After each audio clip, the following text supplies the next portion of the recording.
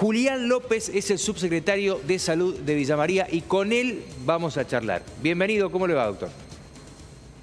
Buen día, Héctor. Buen día a toda la audiencia. Buenas tardes, buenas noches. Sí, Perdón. está bien. Para ustedes, me imagino. Para ustedes ya no tienen marcado exactamente si es el día y la noche y se entiende porque están trabajando Sí. a destajo, ¿no? Sí, y gracias por empezar a hablar de salud, sobre todo de salud pública, ¿no? Esto no se trata de solamente de tener pantalones cortos, pantalones largos, remeras mangas largas. Se trata de tener en agenda las cuestiones de salud pública de los argentinos y de las argentinas. Acá en la localidad de Villa María ya venimos trabajando desde diciembre, por lo menos con esta actual gestión que conduce el intendente Castelo, desde diciembre, desde los primeros casos, con todo el trabajo territorial y por supuesto en lo asistencial, al Hospital Pasteur y al sector privado, por supuesto. Ahora, de todas maneras, obviamente ante semejante cantidad de casos de COVID también, ustedes en la asistencia pública van tratando de armarse, de prepararse, de cambiar protocolos, al igual que hace el hospital, pero entre ustedes y el hospital se calcula que más o menos el 70% de las atenciones van por ahí. La gente ante una urgencia después buscará su médico de cabecera, buscará por ahí la atención privada. Pero en lo primario, como siempre ocurre desde un accidente de tránsito a una urgencia de esta naturaleza, la gente va al hospital o va a ustedes. ¿Cómo están con esto? ¿Qué demoras tienen en la atención? ¿Qué les pasa cada mañana? Porque bueno, las 24 horas atienden ustedes, pero uno interpreta que a partir de la mañana es cuando se acrecienta la cantidad de gente que se presenta con síntomas febriles. ¿Cómo lo están viviendo? La afluencia es permanente, Héctor, con un aumento muy importante en las últimas semanas de lo que se esperaba epidemiológicamente, según los indicadores que venimos manejando desde el Ministerio de Salud de la provincia, junto al Ministerio. Tenemos una gran afluencia. Este último fin de semana largo hemos trabajado muchísimo en salud, en la salud pública, particularmente en la asistencia pública, con más de 1.400 consultas. Como vos decís, más del 70% corresponden a pacientes febriles sospechosos de padecer dengue o ya lo tienen y van a sus controles. Y no solamente para la atención clínica, sino también para realizar los laboratorios, los análisis bioquímicos necesarios para el seguimiento. Y para estos fines hemos fortalecido nuestra atención. Hemos fortalecido con una guardia, con médicos, con enfermeras, enfermeros y por supuesto un triage que hace la valoración de acuerdo a la severidad de cada uno de los casos. Y aclaremos que no todo es dengue, ¿no? Tenemos toda la patología habitual, enfermos crónicos, agudos, como vos decís bien, también accidentados, por supuesto de categorías más leves en lo que es en la asistencia pública, pero recordemos que tenemos un sistema de emergencias de ambulancias. En este fin de semana largo han tenido 300 actuaciones en códigos amarillos y rojos y por supuesto también brindando asistencia al Hospital Pasteur. Es una situación muy compleja, pero se necesita tener este tema en agenda permanente y como lo ha decidido el municipio local. Ayer hablaba con la directora del hospital y le preguntaba, ¿este es el pico? Me decía que a ella le parecía que no, que todavía lamentablemente no hemos llegado al pico. ¿Usted coincide con ella? Por supuesto que coincido con Viviana, porque lo vivimos día a día. El aumento fue exponencial desde diciembre, los fines de diciembre tuvimos el primer caso en Villa María, y como vos decís, Héctor, hay un crecimiento exponencial de año a año. Dijiste 10 por 10 los casos del año pasado ahora, y el clima no colabora. Por supuesto, estamos en un clima subtropical en este momento, tendiendo a ser tropical. El mosquito es un mosquito domiciliario, está acostumbrado, se ha adaptado a nuestros domicilios por las características, ¿no? Porque está más caliente, porque le damos agua, porque lo cuidamos al mosquito. Si no queremos dengue, tenemos que hacer un trabajo, no solamente los estados, digo los estados con las directivas, control y el seguimiento y el aporte necesario del gobierno nacional, provincial y local, pero necesitamos un trabajo de la familia, un trabajo individual y por supuesto entre todas las instituciones de la localidad. Es un mosquito que es domiciliario. Entonces esto es lo más importante. Sí, ahora, en este contexto, le repito la pregunta anterior, ¿ustedes cuál es la demora estimativa que tienen? En el caso del hospital lograron recortar la demora de 6 horas, la llevaron aproximadamente a 2 horas, 2 horas y media de demora, para que la gente vaya preparada, porque la realidad es que ustedes Sí. en muchos casos están desbordados y la atención se atiende lo que se puede atender, para que la gente sepa, ¿sí?, cuando va a atenderse con qué se va a encontrar. ¿Qué demora promedio tiene, doctor?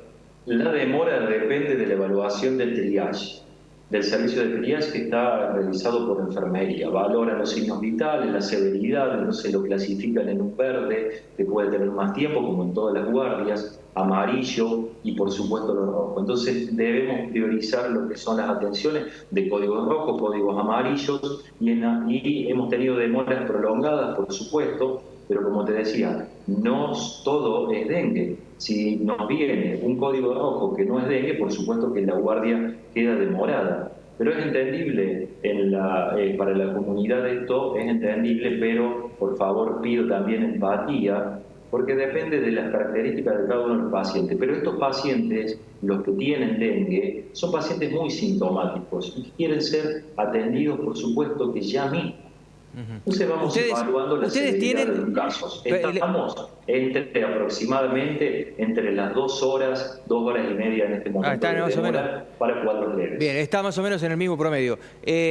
Otra problemática es el repelente, porque usted es médico y sabe, un paciente que le dicen sí, tiene toda la sintomatología que es dengue, váyase a su casa, cuídese y cuide lo suyo. ¿De qué manera? Y lo ideal es con tela mosquitera, bueno, por ahí se puede conseguir, y lo otro es el repelente. Y si no consigo repelente, la salud pública lamentablemente hoy no lo puede ofrecer.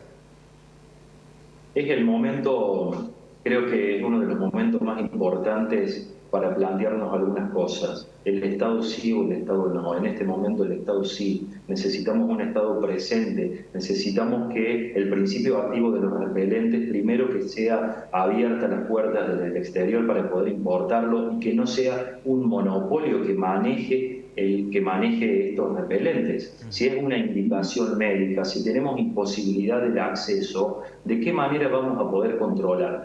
Nosotros estamos haciendo medioambientalmente un montón. Hay operativos de descacharreo en toda Villa María y ya hace varias semanas. Por ejemplo, acá lo tengo anotado para no olvidarme, este viernes en el barrio Mariano Moreno, el sábado en Los Olmos, el lunes en el Nicolás Avellaneda, que le pedimos a la gente que por favor saque todos los reservorios para la calle, no a la vereda, para no romper las veredas, pero que nos ayude a sacar todo. Y si no lo puede sacar, por lo menos dar vuelta para que no tengamos reservorios de agua. Sí, ahora, doctor, yo mire, no he mirado el mensajero todavía, pero sé porque es recurrente el pedido por parte de la gente en diferentes barrios que dicen vengan y fumiguen. Ustedes arrancaron con una fumigación apoyados por la provincia, le habían mandado varios camiones, que fue una fumigación fuerte. ¿Esto se ha parado? ¿Qué está pasando? Gracias por preguntar eso, Héctor. A ver, aclaremos algo. Para prevenir el dengue, no todo es ni vacunas por un lado, ni fumigación por el otro. Nosotros tenemos que evitar los reservorios. La fumigación, como dijimos desde un principio, mata solamente el 20% del mosquito que vuela, el 20% del que vuela, pero cada mosquito te deja 100, 200 huevos en algo como el tamaño de una tapa de gaseosa. Entonces lo principal tenemos que enfocarnos en el descacharreo. Hemos hecho fumigaciones, hemos hecho bloqueos, hemos hecho fumigaciones espaciales con el camión por los barrios, se han fumigado todos los colegios y se continúa haciéndolos junto con la provincia, por supuesto, y Sonosi de la provincia y el municipio en esto muy activo. Pero tenemos que entender que la prevención de esta patología es multisectorial. Sí. Nosotros desde nuestras viviendas, desde los colegios, desde el municipio, pero sobre todo la conciencia social, como ha pasado y como venimos hablando desde la época de la pandemia con el COVID. Es una patología que depende del compromiso individual, por supuesto. Doctor, la última consulta. Ustedes hicieron referencia, lo hizo el propio intendente, a la compra de vacunas para un grupo etario en particular, que es de donde se puede comenzar a colocar la vacuna, que es desde los 4 años y lo estirarían hasta los 10 años. ¿Esto está avanzado, la compra de estas vacunas? ¿En qué proceso estamos viviendo lo que ustedes ya presentaron? Primero que creo que es un hito muy importante para nuestro país que se hable de vacunas. Hay algunas provincias que están vacunando, pero hay un hermetismo nacional en cuanto a esto. Recién te decía, no es lo más importante vacunas, pero el intendente se ha comprometido puntualmente con un grupo etario porque, bueno, está pensando y lo ha visto, el contagiarse nos aumenta el riesgo en una segunda exposición a complicaciones. No hablemos de mortalidad, pero sí de complicaciones o por lo menos de dengue grave. Pero más allá del grupo etario al que está dirigido, creo que lo más importante es hablar del tema, que en Villa María y en La Nación se muestre que hay un gobierno presente que va a comprar las vacunas. Nuestro intendente dijo de la forma que se pueda, pero la va a comprar y creo en él y lo he visto trabajar día a día con esto, muy interesado y muy sensibilizado con lo que está pasando, así que será así. Bueno, así que por lo tanto estamos en compás de espera, digamos. La intención es comprarlas, pero todavía Sí. no se ha iniciado De el todos proceso. modos, no es el momento adecuado, coincidiendo con los especialistas, epidemiólogos e infectólogos, ¿no? Sí, El momento es luego de este brote, sí, sí. para sumar defensa. Vale Sí, aclarar esto, ahora, cuando nos contagiamos, sí. perdón, Sí. Héctor, No, no, está bien. para Ahora, cerrar ahora el sí, párrafo. la última consulta, Sí. ahora sí. ¿Qué análisis ustedes realizan? ¿Tienen la posibilidad de hacer el análisis directamente para saber, más allá de lo clínico, el análisis de sangre, para saber la positividad o no de una persona con respecto al dengue? ¿O lo que están haciendo es el recuento de plaquetas, que es el análisis que de alguna manera es paralelo y sirve mucho para saber el estado del paciente? Claro que sí. Nosotros estamos en circulación alta del virus del dengue.